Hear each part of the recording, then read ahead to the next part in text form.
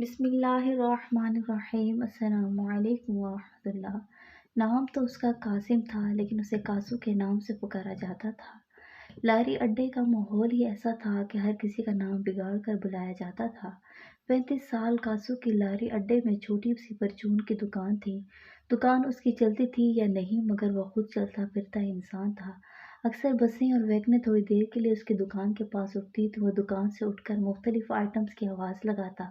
اس طرح کچھ سواریاں اپنی مطلوبہ اشیاء بتا دیتی تو وہ گاڑی میں بیٹھی سواریوں کو فروخت کر دیتا۔ کاسو خود تو بہت ہی تیز ترار اور ہوشیار چالاک بندہ تھا، جبکہ اس کی 26 سالہ بیوی نازلی بہت سیدھی سادی، شریف، معصوم تھی۔ صرف 8 جماعتیں پاس تھی، مگر تھی بھلا کہ حسین اور خوبصورت۔ سب سے بڑی بات، اس کی آواز بہت سریلی اور دل موہ لینے والی تھی۔ نازلی نے غریب گھرانے میں جنم لیا اور غربت زدہ ماحول میں پرورش پائی۔ دوسری لڑکیوں کی طرح خواب تو اس کے بہت اونچے تھے، مگر یہاں خواب کب پورے ہوتے ہیں۔ جوں ہی نازلی کی عمر 20-21 سال کی ہوئی تو اسے کاسو کے پلے باندھ دیا گیا۔ کاسو کا آگے پیچھے کوئی نہ تھا تو نازلی ساس، نندوں اور دیورانیوں کے جھنجھٹ سے آزاد تھی۔ ایک کمرہ، باتھ روم، باورچی خانہ اور چھوٹے سے کچن پر مشتمل کرائے کے مکان میں کاسو کے ساتھ اسے رہتے ہوئے 5 سال ہو گئے تھے، جہاں اسے کوئی دکھ تکلیف نہ تھی۔ نازلی سارا دن گھر میں اکیلی رہتی، گھر کے کام نپٹاتی، تیسرے درجے کے اشکیا رسالے پڑھتی، اور جو کہ وہ اپنی ہی ایک سہیلی لاڈو، جو کہ پڑوسن میں تھی، اسے لے آتی۔ لاڈو اس کی بہت گہری سہیلی تھی۔ ایک دن کاسو اپنی چیزیں بیچنے کے لیے بس میں داخل ہوا تو اس کی نظر سیٹ کی پچھلی طرف لکھے موبائل نمبر پر پڑی، جس کے ساتھ لکھا ہوا تھا پیار کی تلاش۔ کاسو نے کچھ سوچ کر وہ نمبر یاد کر لیا اور دکان میں آ کر اپنے موبائل میں محفوظ کر لیا۔ کاسو کے ذہن میں شرارت آئی۔ رات کو جب گھر آیا تو اس نے کھانا کھا کر نازلی سے کہا کہ وہ ایک نمبر ملا رہا ہے، جب اگلا بندہ کال اٹینڈ کرے تو صرف ہیلو ہیلو رخسانہ بول کر اپنی آواز سنانی ہے اور کچھ نہیں کہنا۔ نازلی نے پوچھا معاملہ کیا ہے؟ کاسو کہنے لگا اس بندے کو یقین دلانا ہے کہ یہ کاسو کا نمبر نہیں ہے۔ جب کاسو نے نمبر ملایا تو تیسری یا چوتھی گھنٹی پر اس بندے نے کال اٹینڈ کر لی تو کاسو نے فوراً موبائل نازلی کو پکڑا لیا اور ہدایت کے مطابق ہیلو رخسانہ بولنے لگی۔ چند سیکنڈ کے بعد کاسو نے اس کے ہاتھ سے موبائل لے کر کاٹ دیا۔ اس کی توقع کے عین مطابق 1 منٹ کے بعد جی کون اور کس سے بات کرنی ہے کا میسج آ گیا تو کاسو نے جواب دیا میں نازیہ ہوں اور اپنی سہیلی رخسانہ سے بات کرنی تھی، مگر سگنل کی وجہ سے آواز نہیں آ رہی تھی۔ اس بندے نے جواب دیا جی رخسانہ کا نمبر نہیں ہے۔ کاسو نے فوراً میسج کا جواب بھیجا اور سوری جی، لگتا ہے رانگ نمبر مل گیا۔ اگلے بندے کو نازلی کی سریلی آواز سن کر یقین ہو گیا کہ یہ نمبر کسی لڑکی کا ہے تو وہ ہاتھ دھو کر پیچھے پڑ گیا اور میسج پر میسج کرنے لگا۔ کاسو نازیہ بن کر اس لڑکے کے میسج کے جواب دینے لگا۔ پہلے اس نے عورتوں کی طرح خوب نخرے کیے، غصہ کیا اور اسے منع کیا کہ میسج نہ بھیجے۔ وہ لڑکا کب باز آنے والا تھا؟ وہ تو خود لڑکی یا عورت کے نمبر کی تلاش میں تھا۔ یہ رانگ نمبر اپنے آپ ہی مل گیا تھا تو اسے ہاتھ سے جانے کیسے دیتا؟ رات 11 بجے تک کافی تکرار اور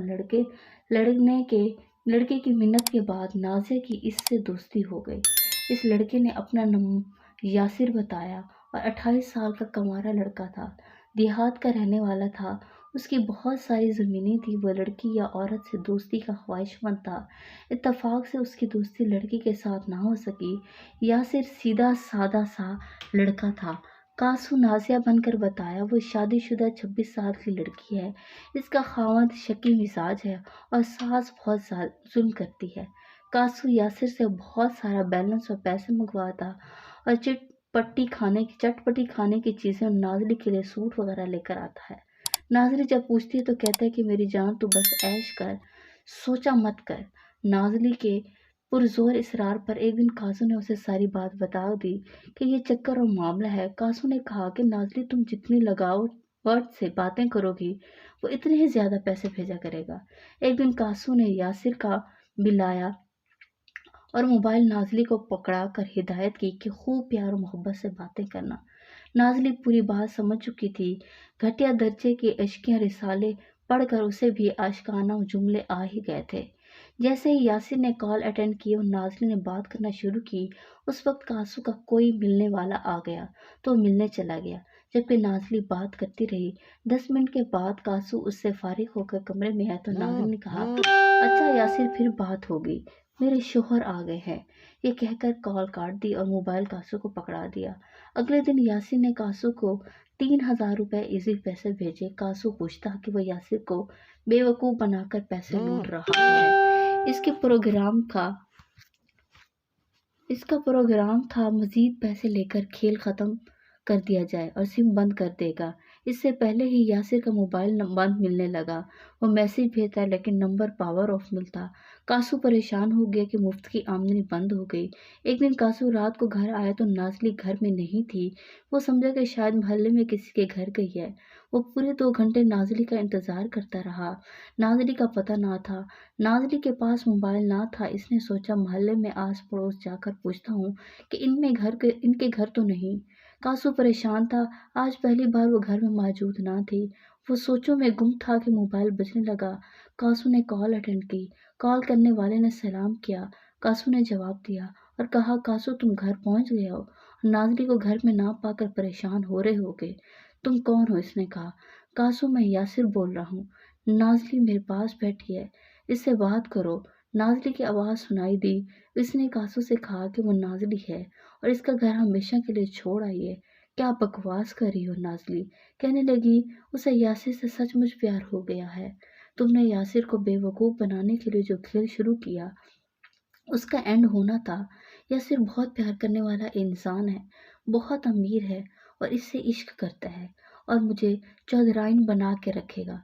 यासिर ने कहा कि मिस्टर कासू, मुझे प्यार की तलाश थी और मुझे मिल गया।